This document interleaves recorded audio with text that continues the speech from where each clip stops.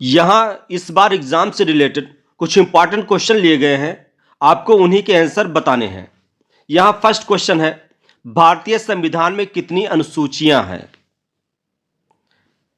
बिल्कुल सही, इसका सही राइट आंसर है ऑप्शन डी 12।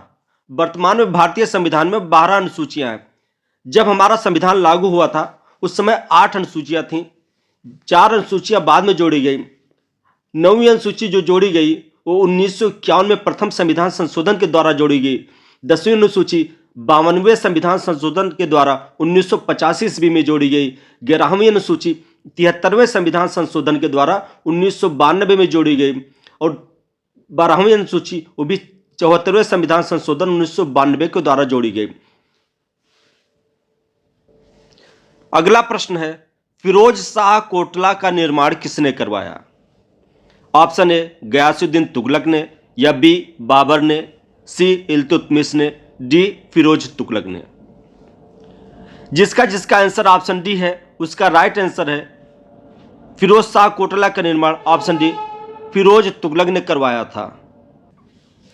अगले महत्वपूर्ण प्रश्न का उत्तर बताइए, सर्वोच्च न्यायालय में न्यायाधीशों की सेवानिवृत्ति की उम्र क्या है? यहां सर्वोच्च न्यायालय पूछ रहा है कि सर्वोच्च न्यायालय में न्यायाधीशों के सेवानिवृत्ति की आयु क्या है। ऑप्शन ए 58 वर्ष, बी 60 वर्ष, सी 65 वर्ष, डी 62 वर्ष। बिल्कुल सही, राइट आंसर है ऑप्शन सी 65 वर्ष। संविधान में सर्वोच्च न्यायालय में न्यायाधीशों की सेवानिवृत्ति की आयु 65 वर्ष है, जबकि उच्च न्यायालय में के न्यायाधीशों की सेवानिवृत्ति की आयु 62 वर्ष है। ये दोनों ही महत्वपूर्ण है। जब सर्वोच्च न्यायालय की बात आए तो 65 वर्ष होता है और जब उच्च न्यायालय की बात आती है तो ये उम्र 62 वर्ष है। अगला महत्वपूर्ण प्रश्न है, इसका उत्तर क्या होगा कि वेग समय ग्राफ के द्वारा किसका अध्ययन किया जाता है? यानी अगर वेग समय ग्राफ बन जाता है, ये वेलोसिटी का है, ये समय का है, तो इसके द्वारा किसका अध्ययन होगा? बिल्कुल सही, राइट आंसर है ऑप्शन सी त्वरण का। वेग समय ग्राफ के द्वारा त्वरण का अध्ययन होता है। त्वरण मतलब एक्सीलरेशन, त्वरण बराबर होता है वेग बटे समय। इस महत्वपूर्ण प्रश्न का उत्तर क्या होगा? दीवाने बंदगान की स्थापना किसने की? Option A Firoz Tughlaq, B Iltutmish, C Balban, D Firoz Khilji.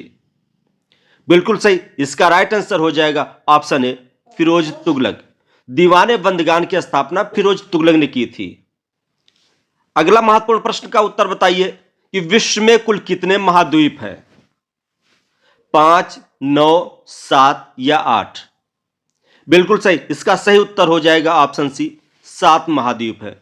वर्तमान में विश्व में कुल 7 महाद्वीप है, जिसमें एशिया सबसे बड़ा महाद्वीप है और ऑस्ट्रेलिया आपका सबसे छोटा महाद्वीप है। अगला महत्वपूर्ण प्रश्न है, वस्तु की स्थिति एवं अवस्था में परिवर्तन करने वाले बाह्य कारक होता है। यहां ऑप्शन दिए हैं, ए बल, बी संवेग, सी जड़त्व, डी दाब। बिल्कुल सही, इसका राइट आंसर हो जाएगा ऑप्शन ए बल।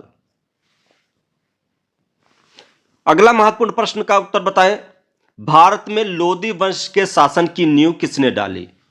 Option A Sikandar Lodi, B Bahlul Lodi, C Ibrahim Lodi, D इनमें से कोई नहीं। इसका राइट आंसर है ऑप्शन बी बहालुल लोदी। भारत में लोदी वंश की स्थापना बहालुल लोदी ने की थी। अगला महत्वपूर्ण प्रश्न है, विश्व की जनसंख्या में भारत का कौन सा स्थान है? पहला, दूसरा, 7वां या तीसरा? बिल्कुल सही, इसका उत्तर हो जाएगा ऑप्शन ए पहला स्थान। संयुक्त राष्ट्र के जनसंख्या कोष के अनुसार वर्तमान में विश्व की जनसंख्या में भारत पहले स्थान पर आ गया है। अगला महत्वपूर्ण प्रश्न है, बल की सीजीएस इकाई क्या है? ए डायन, बी पास्कल, सी जूल या डी वाट? इसका राइट आंसर है ऑप्शन ए डायन। बल की सीजीएस इकाई डायन है, जबकि दूसरी इकाई इसकी न्यूटन है, यानी अंतरराष्ट्रीय इकाई इसकी न्यूटन है। अगला महत्वपूर्ण प्रश्न है, चौसा का युद्ध कब हुआ था? ए 1939, बी 1500 सॉरी ए 1539, बी 1540, सी 1546 या डी 1556 ईस्वी में। बिल्कुल सही, जिसका आंसर ऑप्शन ए है वही राइट आंसर है। इसका आंसर हो जाएगा ऑप्शन ए 1539 ईस्वी में। चौसा का युद्ध शेरशाह और हुमायूं के बीच 1539 ईस्वी में हुआ था। अगला महत्वपूर्ण प्रश्न है और ये बहुत ही महत्वपूर्ण है। नीलगिरी पर्वत श्रेणी का सबसे ऊंचा शिखर है। ए कंचनजंगा, बी डोड्डा बेट्टा, सी अनायमुदी या डी गुरु शिखर। बिल्कुल सही, इसका आंसर है ऑप्शन बी डोड्डा बेट्टा। नीलगिरी पर्वत श्रेणी का सबसे ऊंचा शिखर डोड्डा बेट्टा है। लेकिन अगर यहीं ये प्रश्न पूछा जाता है दक्षिण भारत का सबसे ऊंचा शिखर कौन सा है, तो उसका आंसर हो जाएगा अनायमुदी।